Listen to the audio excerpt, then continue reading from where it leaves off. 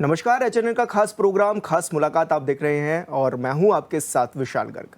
आज हमारे साथ जो शख्सियत है वो किसी परिचय के मोहताज नहीं। आज हमारे साथ स्टूडियो में मौजूद हैं प्रदेश अध्यक्ष महेंद्र भट्ट जी, जो कि उत्तराखंड से राज्यसभा सांसद भी हैं। सर, बहुत बहुत स्वागत है आपका खास मुलाकात में। धन्यवाद गर्ग साहब, आपने मुझे सर, आमंत्रित किया। सबसे पहले मेरा सवाल यही रहेगा कि किस तरह से आपका ये पूरा सफ़र रहा राज्यसभा सांसद तक पहुँचने का। देखिए, मैं कभी कल्पना भी नहीं कर सकता था कि मेरा संगठन, मेरा दल मुझे इस स्थान तक पहुंचाएगा। बाल्यकाल में संघ से जुड़ा, शाखाओं में आना जाना हुआ। 9वीं क्लास में गया तो विद्यार्थी परिषद का साधारण सदस्य बना। परिषद के अंदर काम करते करते विभाग संयोजक, और उसके बाद में परिषद का पूर्णकालिक कार्यकर्ता, संगठन मंत्री के नाते मेरे को संगठन ने दायित्व दिया। उसी दौरान राम जन्मभूमि का आंदोलन था जी। राम जन्मभूमि आंदोलन में एक स्फूर्त भाव था कि भगवान राम का भव्य मंदिर अयोध्या में बने। विद्यार्थी वर्किंग में रहते रहते पुलिस प्रशासन की नज़र हम पर रहती थी और मेरी अरेस्टिंग हो गई। पौड़ी के कांस के जेल में 25 दिन की मेरी जेल रही। इस बीच क्योंकि उत्तराखंड के पृष्ठभूमि से कार्यकर्ता थे तो उत्तराखंड आंदोलन भी आया। उस आंदोलन में मेरी भी सहभागिता दिखाई दे तो उत्तराखंड आंदोलन के अंदर भी लगभग 5 दिन की जेल, पौड़ी की जेल में मेरा रहना हुआ। धीरे धीरे युवा मोर्चे की इकाई बनी। युवा मोर्चे का उत्तर प्रदेश में छाया प्रांत बना, उसमें प्रदेश का मंत्री, महामंत्री। और जब प्रथम उत्तराखंड राज्य बना 2000 में, तो मैं पहला उत्तराखंड युवा मोर्चे का अध्यक्ष के नाते मुझे दायित्व मिला। जी। अब ये संगठन का ही बड़ा पक्ष था कि 31 साल की आयु में पहली उत्तराखंड की विधानसभा के अंदर मुझे सदस्य निर्वाचित होने का सौभाग्य प्राप्त हुआ। और तब एन डी तिवारी प्रदेश के मुख्यमंत्री होते थे, उनके साथ हम अपोजिशन के 19 विधायकों में मेरा भी एक स्थान था। पार्टी ने मुझे उस समय विधानमंडल के मुख्य सचेतक का दायित्व भी दिया। जी। बाद में मेरी विधानसभा समाप्त हो गई। जब परिसीमन हुआ तो उत्तराखंड में चंबच्चू में 4 विधानसभाएं थी, 4 से 3 पर रह गई। तो उस समय जब विधानसभा समाप्त होगी तो हमारे तत्कालीन मुख्यमंत्री रमेश पोखरियाल निशंक जी हमारे राज्य में हमारी सरकार बनी थी, तो मुझे दायित्वधारी राज्य मंत्री का दर्जा दिया। तो मैं कैसे पग पग चलते चलते चलते प्रदेश का मंत्री, गढ़वाल का बीजेपी का संयोजक, प्रदेश कार्य समिति सदस्य, युवा मोर्चे का राष्ट्रीय कार्य समिति सदस्य, हिमाचल महाराष्ट्र का प्रभार, और आते आते फिर मैं 2017 में बद्रीनाथ में जब हमारे तत्कालीन विधायक केदार सिंह पूनिया जी का जब देहांत हो गया तो 17 में फिर पार्टी ने मेरे को टिकट दिया। 2017 में विधायक बना और 17 से 22 तक बद्रीनाथ विधानसभा में प्रतिनिधित्व किया है। चुनाव हारने के बाद इस बार जीत नहीं पाया बद्रीनाथ से 22 में मैं जी। लेकिन बाद में फिर पार्टी ने मुझे प्रदेश का अध्यक्ष का दायित्व दिया और राज्यसभा का सांसद मैं हूँ। और मैं अपने नेतृत्व का आभार व्यक्त करता हूँ कि मुझ जैसे सीमांत क्षेत्र के किसी कार्यकर्ता स्थान तक पहुँचाने में पार्टी ने अपना जो मेरे लिए जो सोचा उसके लिए मैं कृतज्ञतापूर्वक अपने नेतृत्व का आभार व्यक्त करता हूँ। तो कैसे आपने ये दोनों चीज़ों को मैनेज किया? एक तरफ राज्यसभा सांसद भी हैं आप, दूसरी तरफ प्रदेश अध्यक्ष भी हैं। किस तरह से आप बैलेंस कर रहे हैं दोनों जिम्मेदारियों को? नहीं, राज्यसभा सांसद तो मुझे अभी 5-6 महीने हो रहे हैं और अध्यक्ष के नाते 2 वर्ष का मेरा कार्यकाल पूर्ण होने वाला है। और जहाँ तक बैलेंस करने की बात है तो ये व्यक्ति आधारित संगठन नहीं है।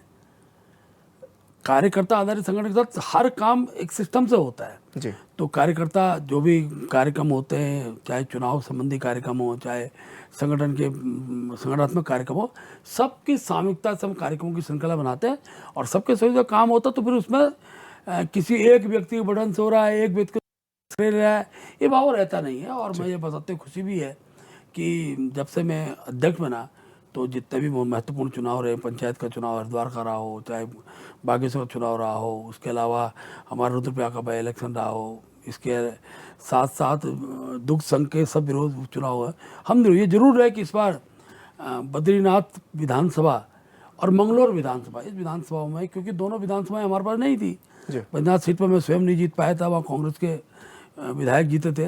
ये ठीक है कि राजेंद्र भंडारी जी ने एक बड़ा मन करते हुए मोदी जी के विकास को और पुष्कर सिंह धामी जी के विकास को उन्होंने स्वीकृति देते हुए उन्होंने बीजेपी की संस्था ग्रहण की थी। हमारा प्रयास रहा कि उनको पार्टी के कार्यकर्ताओं के साथ जोड़ते हुए चुनाव लड़े, लेकिन कांग्रेस ने जिस प्रकार से उनके बारे में अनर्थ एक प्रकार से मिथ्या दुष्प्रचार किया, उनका लक्ष्य क्षेत्र का विकास था, उस लक्ष्य को एक प्रकार से मैं कह सकता हूँ कांग्रेस के लोगों ने उसको दुष्प्रचार करके और जो वादन तैयार किया, उस कारण हम उस सीट को जीत नहीं पाए। और मंगलौर जैसी सीट पे तो हम जब हम तीसरे स्थान पर ही संघर्ष पर रहते थे, आज हम जीत की कगार पे थे और विश्वास पूर्वक कह सकता हूँ आने वाले समय में ये दोनों स्थान भारतीय जनता पार्टी की झोली में रहेंगे। उत्तराखंड का जब अलग राज्य बनाने का बात चली, जब वो सिलसिला चला, उस समय भी आपकी अहम भूमिका रही। कैसा दौर था वो और किस तरह का संघर्ष आपका रहा? देखिए, बहुत संघर्षशील दौर था। उत्तराखंड राज्य की पृष्ठभूमि की अगर मैं चर्चा करूंगा तो मैं कह सकता हूं कि लंबे समय तक क्षेत्र की सड़क, शिक्षा, स्वास्थ्य और कुछ हद तक जो सरकारी क्षेत्र में नौकरी का जो भाव रहता है, चाहे वो सरकारी क्षेत्र की नौकरी हो चाहे प्राइवेट सेक्टर नौकरी हो, उसमें उत्तराखंड के युवाओं को रोजगार न मिलना और ये विषय भी चलता था पहाड़ का पानी, पहाड़ की जवानी पहाड़ के काम नहीं आती है, ये सारा एक आक्रोश उस समय मन में रहता था। और जो भी नीतिगत फैसले उत्तर प्रदेश के कालखंड में होते थे तो पहाड़ को सजा याफ्ता क्षेत्र घोषित किया जाता था। किसी अधिकारी को सजा देनी हो तो पिथौरागढ़ भेज दो, चमोली भेज दो, लेकिन वो एक आक्रोश जन भावना का था और मातृशक्ति ने उसका लीड किया। और हम कह सकते हैं उस समय के युवाओं ने भी इस आंदोलन एक प्रकार से पूरा जो मैं कह सकता हूँ कि युवाओं के मन में भी भाव था कि राज्य अलग होगा तो क्षेत्र के विकास की में एक चार चांद लगेंगे, और वही भाव था हम सबको उद्वेलित करता था। और उसी भाव के कारण हम जेल तक गए, अनेकों साथी हमारे साथ जेल में रहे।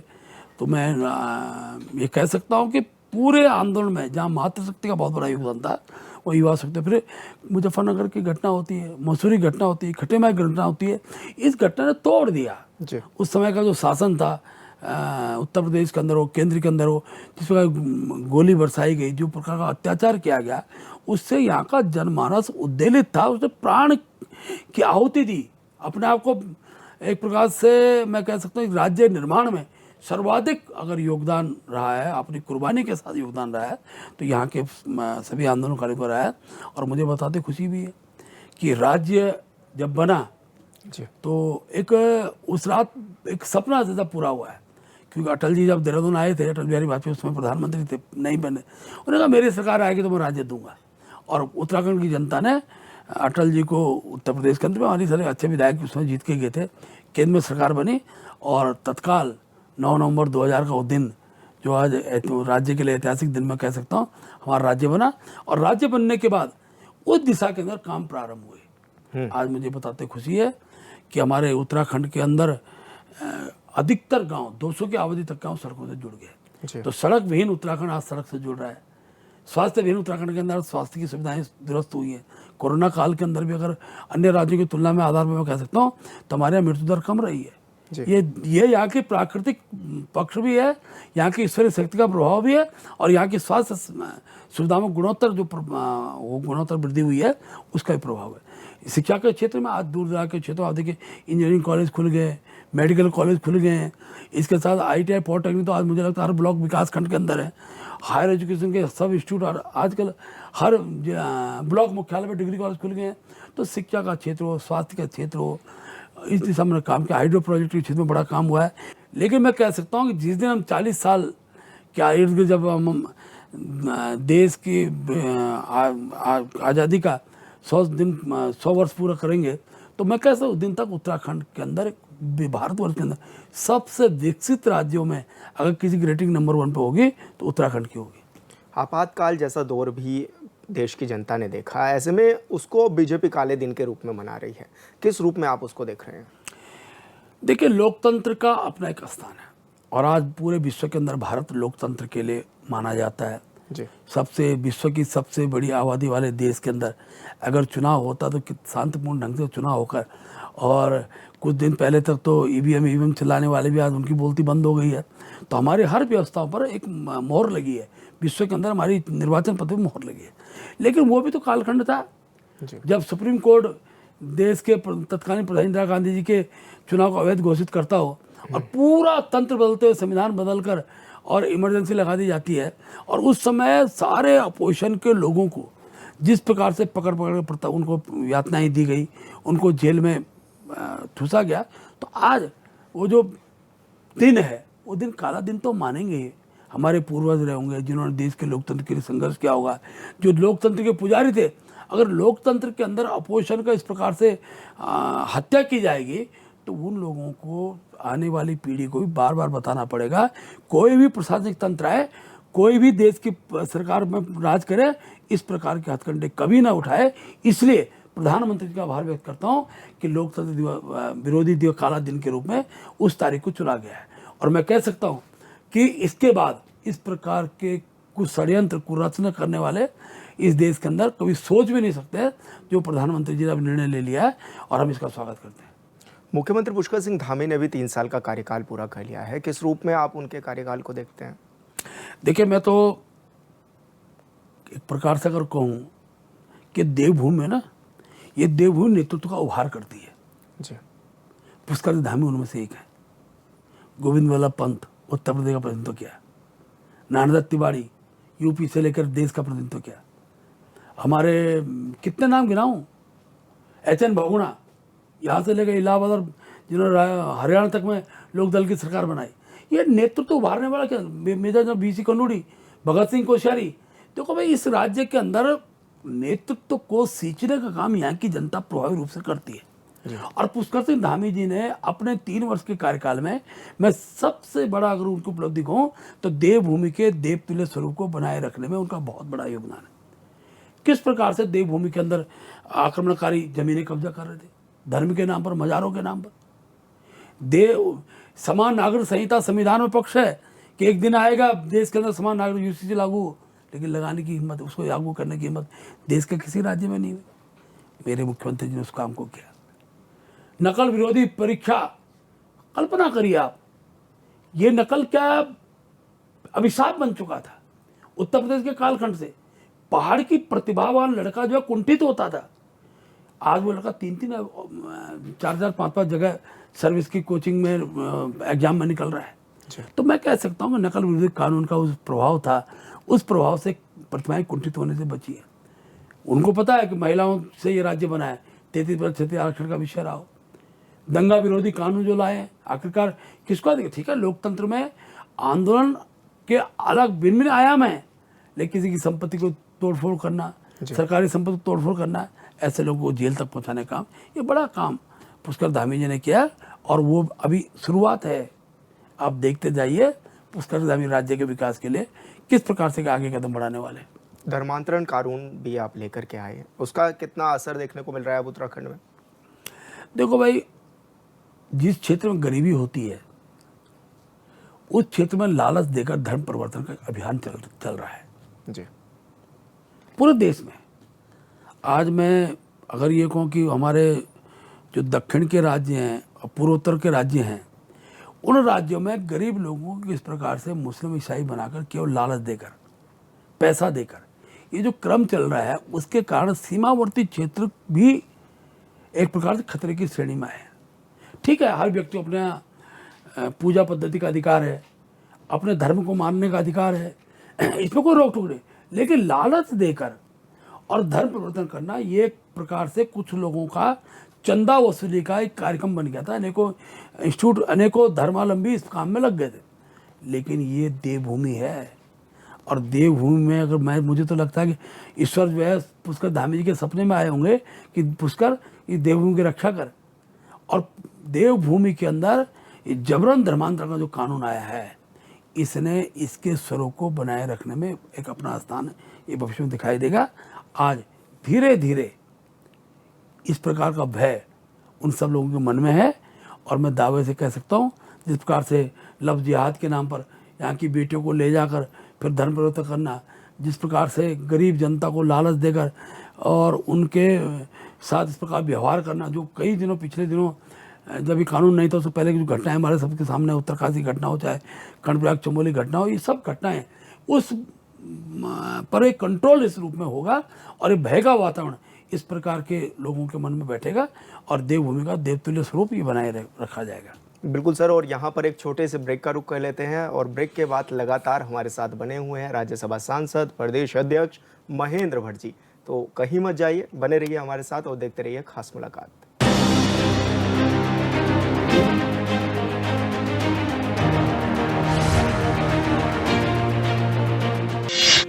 आपका पसंदीदा न्यूज चैनल HNN 24/7 अब टाटा प्ले के चैनल नंबर 1141 पर भी उपलब्ध है। ये पहाड़ ही नहीं, हमारी पहचान भी है। HNN 24/7, जुनून सच दिखाने का।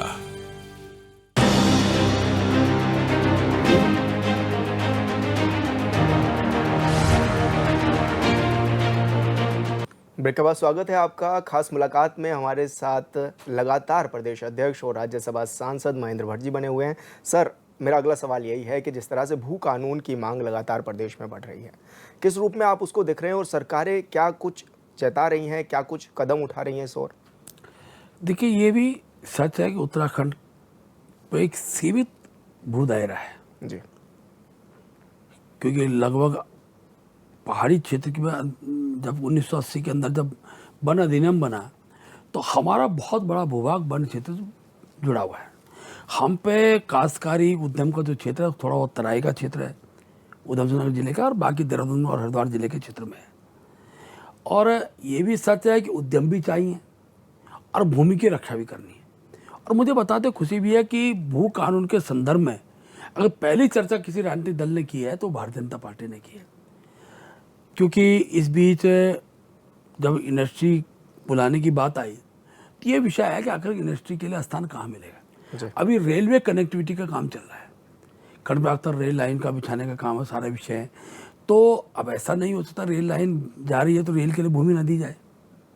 तो इसलिए मैं कह सकता हूँ आज के परिदृश्य में थोड़ा समय जरूर लगा इस कानून को इम्प्लीमेंट करने में, लेकिन जैसे जैसे रेल कनेक्टिविटी हमारी पूरी होती है, हमारी ऑल वेदर की कनेक्टिविटी पूरी होती है, हमारी हाई एयर कनेक्टिविटी पूरी होती है, अनेकों स्थानों पर भी हेलीपैड बनने, इसके बाद जब उत्तराखंड राज्य अपने उन मूलभूत आवश्यकताओं की पूर्ति कर देगा तो वो दिन दूर नहीं जब हम भू कानून को एक वैधानिक स्वरूप दे देंगे। इसके लिए दो पक्ष हैं। पहला विषय, क्या सरकार के कानून बनने से उत्तराखंड की भूमि बच सकती है? क्या इसके लिए हम जन जागरण के कुछ कार्यक्रम ले सकते हैं? आखिरकार मेरी भूमि है, मैं उसको बेचने की दृष्टि से भाव रखता हूँ तो एक न एक दिन बिकेगी। हिमाचल के तो कानून है, ये सच है कि हिमाचल के अंदर जो कृषि भूमि है वो कोई भी खरीद नहीं सकता, केवल हिमाचल के लोग के नाम पे ना हुआ। लेकिन क्या हिमाचल के अंदर बैकडोर का इम्प्लीमेंट नहीं हो रहा है? जी, क्या वो होटल्स नहीं बन रहे हैं? क्या बाकी काम नहीं हो रहे हैं? ये ठीक है कि उत्तराखंड के अंदर हम इन सब विषयों को ध्यान में रखते हुए बहुत जल्दी एक सख्त कानून हम लाएंगे, और खास तौर पर कृषि भूमि को बचाने की दृष्टि से, कृषि भूमि बचाने की दृष्टि से भाव रहेगा कि हम भारत के उद्यम के लिए हमारा कौन सा क्षेत्र होगा, और हमारे पर्यावरण की दृष्टि से हमको और कृषि के क्षेत्र की दृष्टि से हमको कौन सी भूमि को सुरक्षित रखना है। इस भाव के साथ का हमारे कानून होगा जो बहुत सख्त होगा और उसको हम अमली जमा पहनाएंगे। सतत विकास में उत्तराखंड ने पहला स्थान हासिल किया है, इसका श्रेय आप किसको देना चाहेंगे? देखिए, पिछले 5 साल आपकी सरकार में हमारी सरकार है, पूर्व में हमारी सरकार रही है, और इन 7 सालों का मैं अगर 5 साल पहले 2 साल अभी इनको जोड़ो, 3 साल मुख्यमंत्री के, 4 साल त्रिवेंद्र जी के, मैं 7 साल की अगर चर्चा करता हूँ तो इन 7 वर्षों के अंदर भारत सरकार के सतत विकास के कार्यक्रम को हमारी सरकारों ने बहुत अच्छी तरह इम्प्लीमेंट किया हो, चाहे उद्यम के क्षेत्र में हो, चाहे स्वास्थ्य के क्षेत्र में हो, चाहे भिन्न भिन्न आयाम उसके सतत विकास के होते हैं, उन सब क्षेत्रों में हमने अपने आप को अग्रणी बनाया है। और मैं पुष्कर धामी जी को बधाई देता हूँ कि उन्होंने एक ही चीज़ का बहुत अच्छा इम्प्लीमेंट किया है। अभी लखपत दीदी का विषय है, हमारा जो मोटे अनाज का विषय है, ये भविष्य के अंदर आप देखेंगे मैं बद्री घी का विषय है, आप देखें सब चीज़ के अंदर गुणात्मक सुधार आएगा। जहाँ शिक्षा है, स्वास्थ्य है, जिसकी मैंने चर्चा की है, इसकी गति बढ़ेगी तो हमारा जो सतत विकास का जो लक्ष्य है वो हम और आज पहले स्थान पर, या ये पहला स्थान हमारा यथावत बना रहे, लंबे समय तक बना रहे, इसके लिए हम प्रयास करेंगे। दिल्ली में केदारनाथ मंदिर बनाया जा रहा है, लेकिन अब उसका विरोध भी कहीं ना कहीं देखने को मिल रहा है। किस रूप में आप देख रहे हैं, क्या कहेंगे? देखिए, पहली बात तो मैं इस बात को कभी स्वीकार नहीं कर सकता कि केदारनाथ का मंदिर, केदारनाथ का धाम कहीं और बन सकता है। जी। ये स्पष्ट मुख्यमंत्री जी ने कह दिया। ये ठीक है कि हमारे देश के अंदर आराध्य पूजन के मंदिर बहुत स्थान पर बनते हैं। बद्रीनाथ जी का मंदिर सब जगह है, केदारनाथ जी का मंदिर और जगह भी है, लेकिन क्योंकि इस समय कांग्रेस के लोगों को उत्तराखंड में जो बड़ी मात्रा में यात्रा चल रही है, ये देखी नहीं जा रही है। एक भ्रम पैदा करने का, वहाँ के पंडा पुरोहितों को भी भ्रम पैदा करने का प्रयास करा है। मैं विद्वान ज्योतिष से पूछता हूँ, विद्वान धर्माचार्य से पूछता हूँ, विद्वान जो हमारा पंडा है उससे पूछता हूँ, क्या केदारनाथ का धाम भारतवर्ष में कोई दूसरे स्थान पर? तो शंकराचार्य स्थापित कर दिया है। 10 ज्योतिर्लिंगों में एक स्थान है, उसको कौन कहीं बना सकता है? लेकिन दिख नहीं रहा, यात्रा की व्यवस्थाएं ठीक हो रही हैं। अब कल्पना करें, जहाँ 58 लाख यात्री पिछली बार पूरी यात्रा सीजन में आया, अभी केवल 2 महीने की यात्रा में कितने यात्री पहुंच गए? हमारे 38 लाख से ज्यादा यात्री पहुंच गए। इससे बौखलाहट है, और उस यात्रा को प्रभावित करने का कुछ लोग षड्यंत्र कर रहे हैं। मेरी मुख्यमंत्री से वार्ता हुई है, मुख्यमंत्री स्पष्ट क्या है, केदारनाथ धाम वही है। क्यों संदेह व्यक्त कर रहे हो? क्यों यात्री को एक प्रकार से गुमराह करने का प्रयास किया जा रहा है? इस प्रकार के भाव बोल कर आप क्या मैसेज देना चाहते हैं भारत की संस्कृति के अंदर? इसलिए मैं कह सकता हूं कि केदारनाथ धाम जहाँ है वहीं है। इस प्रकार की मिथ्या बातें बोलने वालों को जनता सबक सिखाएगी। और जहाँ तक बद्रीनाथ दिल्ली वाला विषय है, एक सांसद है, मुख्यमंत्री को बुलाया जाता है, संतों द्वारा बुलाया जाता है, वो एक पद्धति है। लेकिन मुख्यमंत्री जी ने उस ट्रस्ट को भी बोल दिया है कि धाम के नाम पर केदारनाथ जनपद रुद्रप्रयाग में ही है, तो मंदिर के नाते कोई विचार कर रहे हो वो कर सकते हैं, लेकिन इस प्रकार की मिथ्या अफवाहें फैलाने का काम जो लोग कर रहे हैं उनको सचेत होना पड़ेगा। देवभूमि के साथ वो अन्याय कर रहे हैं। सर, पलायन एक बड़ा विषय है उत्तराखंड में, और ऐसे में अब पलायन पर चोट करने के लिए राज्य सरकार क्या काम कर रही है? ये सत्य है कि पलायन हमारी बहुत बड़ी कमजोरी रही है, और 2000 राज्य बनने के बाद मुझे एक कहते हुए खुशी है, पलायन का जो मूल कारण थे शिक्षा, स्वास्थ्य और शिक्षा, सड़क, स्वास्थ्य और शिक्षा, उस दिशा में गुणोत्तर वृद्धि हो रही है। और मुझे बताते खुशी है कि अब रिटायर्ड कर्मचारी वो अपनी वृद्धावस्था, अपना समय ये पहाड़ में बिताना चाहता है। और पिछले कोरोना काल के बाद इस पर गुणात्मक सुधार हुआ है। ये ठीक है कि अभी इसमें एक व्यक्तियों के नेचर में और व्यक्तियों की आदत में परिवर्तन लाने के लिए कोई ना कोई एक स्वरूप कार्यक्रम देना पड़ेगा। ये ठीक है कि हमारे यहाँ छोटे जोत के खेत हैं, खेती मेरे परदादा ने बनाई होगी जी। हमारे दादा के भी 2 भाई होंगे, उसके बाद पिताजी के 2 भाई होंगे, तो एक ही खेत में हमारे यहाँ ओडा शब्द प्रयोग होता है। खेत का जो विभाजन करता है ओडे पड़ते हैं। ये भी सच है कि सीमित खेती होने से हम अपने आप को उस खेती पर निर्भर नहीं रख सकते थे। ये ठीक है कि भारतीय सेना में हमारे बहुत लोग हैं जी, सरकारी सेवा में बहुत लोग हैं, लेकिन अब आवश्यकता इस बात की होगी हम कैसे करके देवभूमि के अंदर उत्पन्न होने वाले, चाहे वो जड़ी बूटी का क्षेत्र हो, चाहे गोधन के क्षेत्र में हो, बकरी पालन के क्षेत्र में हो, धार्मिक पर्यटन के क्षेत्र में हो, साहसिक पर्यटन के क्षेत्र में हो, इन विषयों को जोड़ते हुए अभी हमारे जो होम स्टे का क्षेत्र हो, इन सारे विषयों में हम अपने राज्य को ग्रहण करेंगे। और वो दिन दूर नहीं जब उत्तराखंड का यूथ रोजगार देने वाला बनेगा और उत्तराखंड राज्य ऐसा राज्य बनेगा जहाँ दूसरे राज्यों के लोग नौकरी के लिए आएंगे। उस रूप में हम इस राज्य की कल्पना कर रहे हैं, उस दिशा में उस राज्य को आगे बढ़ाएंगे। और पलायन ये भी सच है, सरदार, आलू और पहाड़ी ये विश्व में सब जगह मिलेगा। ऐसा कोई कंट्री नहीं है जहां हमारा पहाड़ का व्यक्ति नहीं रहता। और ये भी सच है हम सबको आज वापस बुलाने की स्थिति में नहीं है, लेकिन जो है उत्तराखंड राज्य के विकास में सार्थक बने, उत्तराखंड राज्य में उनका योगदान हो, इसके लिए सरकारी नीति के साथ साथ जागरण के अभियान को भविष्य में चलाया जाएगा। सर, ऑल वेदर रोड आप लोग लेकर के आए, आप लोगों ने बनाया कि राज्य का विकास हो सके, लेकिन पहली बारिश के बाद तस्वीरें जो सामने आ रही है वो कुछ और ही बयां कर रही है। उसको किस रूप में आप देख रहे हैं, क्या कहेंगे? शायद वो कालखंड लोग भूलते जा रहे हैं कि रास्ता टूटता था और 20-25 दिन का रोडें खुलती थी, हेली कनेक्टिविटी कहीं नहीं थी। आज बड़ी संख्या में यात्री आ रहा है, चाहे हेली से आ रहा है, गोचर तक हेलीकॉप्टर में डेली सर्विस शुरू होगी, चिनारी से हेली सेवा डेली शुरू होगी, पिथौरागढ़ हेली सेवा डायरेक्ट शुरू हो गई है। देखो भाई, अब बद्रीनाथ का अगर चट्टान टूटती है ना तो चैनलों को आदत पड़ी हुई है उसको दिखाने की, खुलने का नहीं दिखाता कि रास्ता खुल गया है। इसलिए बंद होने का, क्योंकि वो नेचर में था, मीडिया के नेचर में था। इतने दिन बद्रीनाथ यात्रा बंद हो गई, आज भाई 2 घंटे 2.5 घंटे खुल जाता है। ऑल वेदर का तो कमाल है। मैं जानता हूँ अभी रोड कटी है, चट्टानें कच्ची हैं, लेकिन धीरे धीरे उत्तराखंड के अंदर मोदी जी ने वो काम कर दिया है जिसे उत्तराखंड जनता को भूल नहीं सकती है। आज चारों धाम के अंदर जो सड़कें बनी हैं वो भविष्य के अंदर 4 धाम के स्वरूप में और विकास को गति देगा। और यही कारण है कि आज बड़ी संख्या में लोग आ रहे हैं। इसलिए ऑल वेदर रोड इस हमारे यहाँ उत्तराखंड के अंदर जो कनेक्टिविटी है लोगों को लाने की, उसमें गुणात्मक सुधार हुआ है।